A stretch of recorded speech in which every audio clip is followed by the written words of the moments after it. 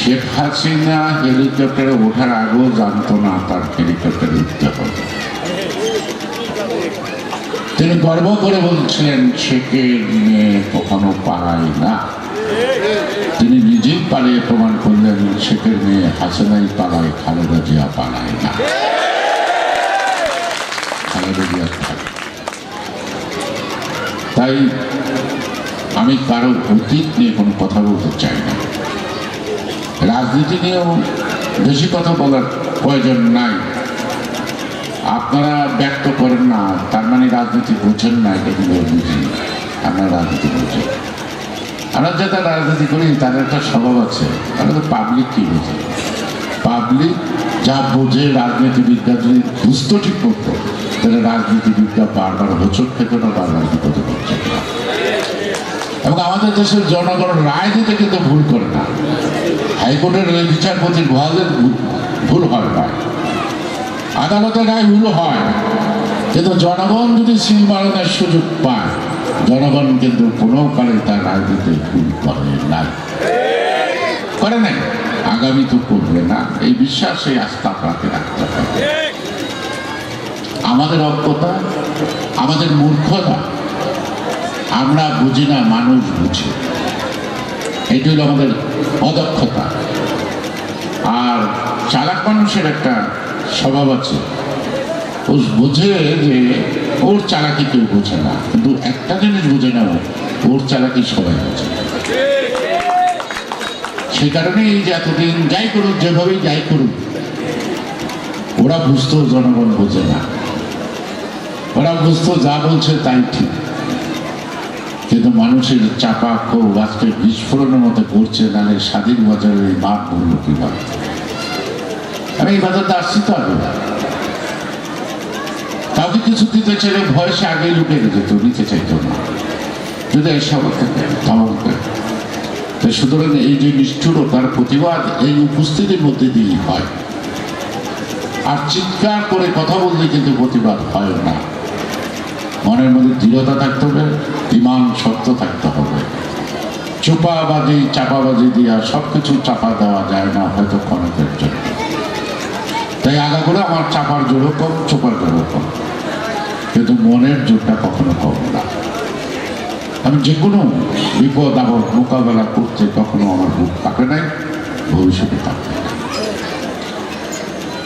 আমি ভবিষ্যতে যাই করি সবকিছু আপনাদেরকে নিয়েই করি, আপনাদের সাথে আলাপ করেই করি। আমি এখানে খুঁজে খুঁজে কোনটার কত লোক কোথায় আছে তাদের খুঁজে বের করছি। কেন করছি? শুধু পণ্য না, কেরানীগঞ্জের অনেক খ্যাতনামা লোক আছে, শিক্ষিত লোক আছে, বিভিন্ন পর্যায়ে আছে। আমি মোটামুটি অনেকেরই ঠায় ঠিকানা জোগাড়ও করছি, ওদের সাথে কথা বলছি। আমরা প্ল্যানিং করব প্ল্যানিং কমিশন থেকে না, আমরা প্ল্যানিং করব মাঠের থেকে, তাদের থেকে। সেটা তারা আক্ষরিক অর্থে যেভাবে প্ল্যান সাজাইতে হবে সাজাবে, কিন্তু মূল অ্যাটিটিউডটা, আমার ফিলিংটা, আমার জীবনটা আমি বলবো আমি এইরকম চাই। তারপরে ইঞ্জিনিয়ার তারা ডিজাইন কীভাবে করবে এটা তাদের ব্যাপার, কিন্তু আমাকে বলতে হবে এইরকম একটা রাস্তা চাই, এইরকম একটা কলেজ চাই, এইরকম একটা স্কুল চাই, এখানে এরকম একটা। আমি একটা প্রাইভেট প্রস্তাব দিয়ে রাখি যে আমাদের দেশে আমাদের ছোটোবেলা থেকে দেখতেছে ধোয়া উপরে উঠে ইটের ব্যবসা ছাড়া কোনো ব্যবসা আপনারা জানেন না কিনা জানি না, হতে ইদানিং করে কিছু কিছু ব্যবসা। আর এই পরিবেশ নিয়ে আপনাদের উপর নানা রকম ঝামেলাও হয়। তাহলে এই ট্র্যাডিশনাল ব্যবসা হয়তো আপনাদের পরিবর্তন করতে হবে। কালকে আপনারা একটা হসপিটালের ডিমান্ড করছেন, আপনার সব গ্রিক দিচ্ছেন মার্কেটটা একসঙ্গে প্লেয়ার। একটা হসপিটাল নিয়ে যেটা করেন না, এত আয় হবে, জনগণ সুযোগও পাবে। হসপিটাল মানে কিন্তু আয় হবে না, তা না, আয়টা বড় কথা না, কিন্তু জনগণ যে সেবাটা পাবে হাতের সামনে, সেটা তারা নিতে কিন্তু কোনটা করবে না। তো সেই হিসেবে আপনারা 100-150 আছেন, গ্রিক মারছেন। দেখেন তো যে টাকাটা অতীতে ছাড়া দিচ্ছেন, ওর চেয়ে কম পরিমাণ টাকা একখানে করলে কত কোটি টাকা হয়, তাতে একটা হসপিটাল হয় কিনা। সেই হসপিটালে আপনার এখানে ডাক্তার আছে, আপনাদের এলাকাও ডাক্তার অনেক আছে যারা ওখানে কাজ করে, তারা নিশ্চয়ই যদি এখানে হয় তারা এখানে আসবে। তারা সুবিধা দেবে এবং আপনারও আয় করবে। এটা বিনা পয়সায় যে হবে তা তো না। আপনি একটু ভাবেন তো আমার এই কথাটা, আমি বাধ্য করছি না, একটু ভাবেন যে জীবন বলে তো মাঠে পড়ে আলটা বানাইলাম আর বেচলাম, এটা যদি বন্ধ হয়ে থাকে, মানুষের সেবা হয়, জনসেবাও হয়, আমারও 2 পয়সা রোজগার হয়, এমন একটা ভাবনা আপনারা ভাবতে পারেন।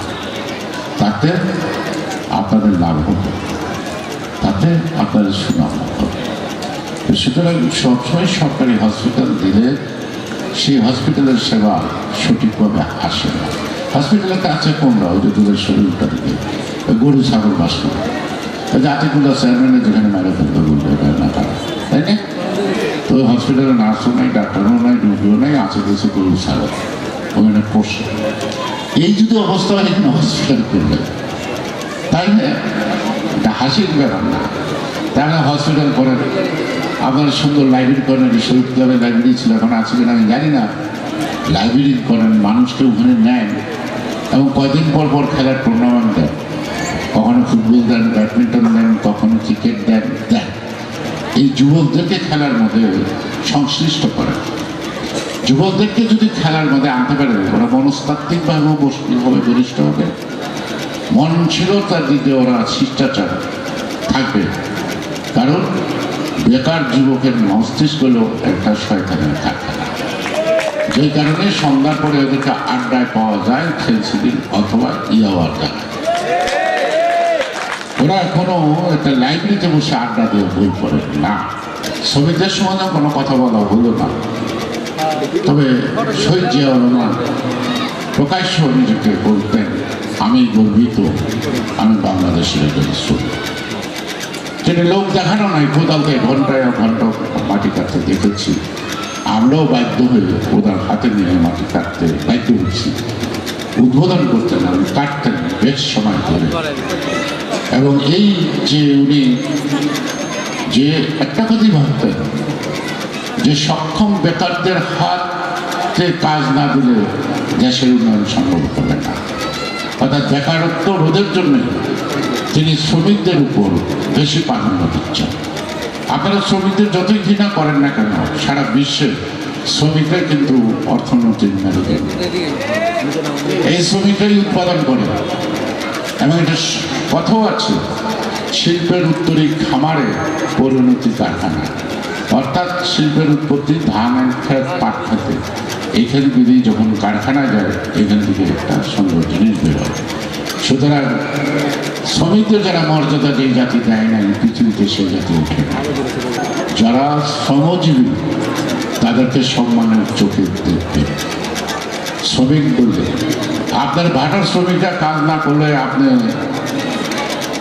পয়সা লাভ করতে পারবেন না। ওটা হলো বেসিক, প্রত্যেকটা জায়গায় বেসিক। যে রান্না করে কাজের মহিলা, প্রত্যেকের একটা আত্মমর্যাদা আছে।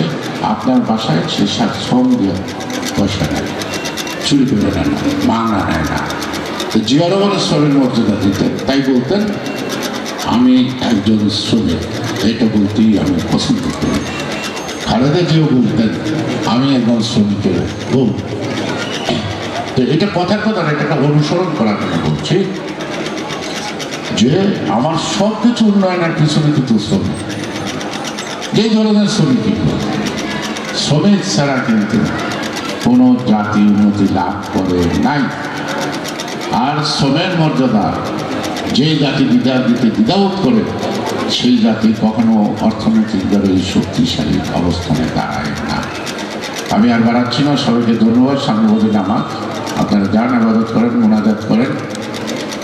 আল্লাহ যেন আপনাদের তৌফিক দেয়, যা চান তা যেন পান। আল্লাহ যেন তৌফিক দেয় আপনাদের ভোট আপনারা নির্বিঘ্নে ভোটটা দিতে পারেন, আপনাদের পছন্দ মতো দিতে পারেন। সবাই ভালো থাকবেন, সুস্থ থাকবেন। বাংলাদেশ জিন্দাবাদ।